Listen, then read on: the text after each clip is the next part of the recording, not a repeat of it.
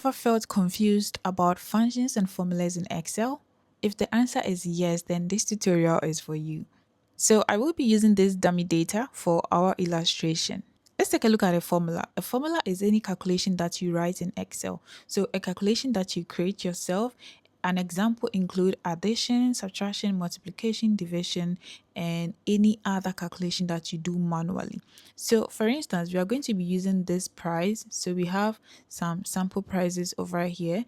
So I have 2, 1, 4, 6, and 5. And now we want to type this formula. We are going to start with an equal sign. Every formula begins with an equal sign. So you type your equal sign and then we want to add this. So let's do this. We'll select these two. Then we press plus on our keyboard. Then we select 1. Then we select 4. Then we select 6, then the last one 5, then we hit enter on our keyboard.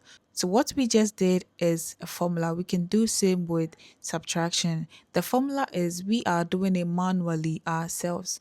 The system does not do it for you. You do it manually yourself. Okay.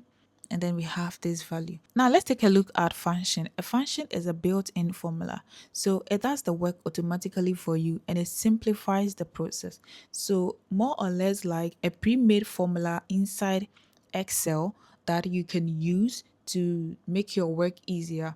When we were dealing with formulas, we added all these values manually.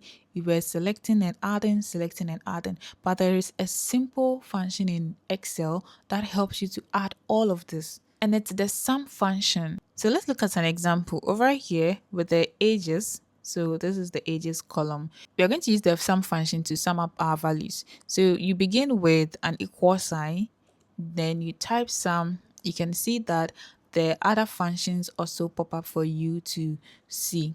So you're going to select sum, then we go ahead and select all of this together. We don't have to be selecting it manually. So after you are done selecting that, then you close the bracket over here. Then you hit enter on your keyboard. You're going to have this nice value here. So let's do the same for the prices as well. So we're going to begin with an equal sign. Then we type the sum function. Then we select our values and press enter on your keyboard. As simple as that.